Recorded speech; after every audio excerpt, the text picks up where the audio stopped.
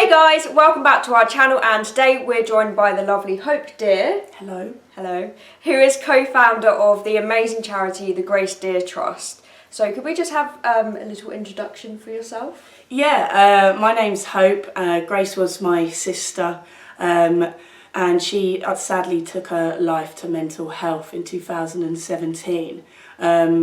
Later we found out about Grace that she was kind of suffering from the age of 13 with her own mental health, and it wasn't until she was about in her late 20s where we kind of got her the help that she needed, but that help just kind of wasn't enough to save Grace.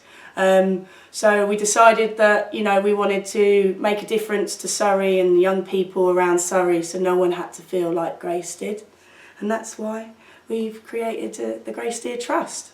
So we haven't really spoken about grief a lot on this channel, but it's something that is so important, and often people don't know how to deal with it. So what would be your tips as a sibling?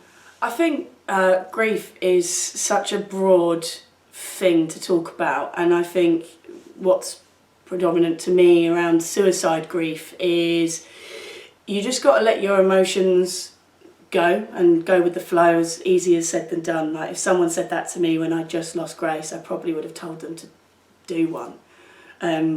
But now, sort of 3 years on, no, my heartache still aches for my sister, but the grief in itself, I've now able to deal with it. So I still get the whole I hate my sister that comes around every few months.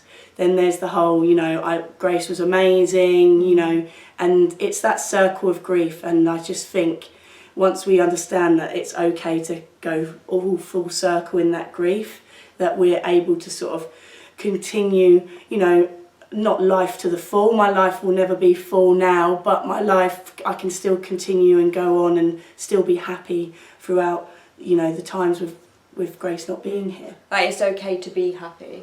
Yeah, it is. I mean, that's one thing that I know that a lot of people feel is, you know, they feel guilty for, you know, being happy at times and stuff like that. But at the same time, you know, we still think about Grace every day. There's not a day that doesn't go by that I don't think about Grace, but the times throughout the day differ. So like I know now that if there was a wedding, I wouldn't be thinking about Grace during the wedding or in the evening. I might think about her in the morning, so that my day is not actually consumed of, you know, being so upset about my sister. It's, you know, I'm with my friends, my family, Yeah, so more quiet time. Yeah, I think that's it. I think that's the hardest part, and I think that's why I'm always busy. I'm always doing something. My quiet time is in the evening. That's when it affects me the most. So I tend to go out and play my rugby, or I'll go to the pub with my friends, you know, so I don't have that much quiet time in the evening, because that's when grief kind of hits me in the face and affects me then. Yes. But yeah, I'd say just as much as is it easier said than done, try not to let it consume your life. And, you know, as much as people say it does get easier, I think that's a lie. Like, the pain you feel is still the pain you feel, and like no one's gonna like tell you that like after time heals. I think that's a lie. Like, if anyone tells you that, to me personally, I think it's wrong. I think time after time you just learn to control your own emotions, and you are controlling when they can and can't come out. So at the first sort of 6 months to a year, 2 years, I would cry even just in the car, walking the dog, or with my friends, whereas now I control when it's okay for me to cry. Like, it is fine, but I tend to just make sure that I'm in control of my grief and my emotions, whereas before I wasn't.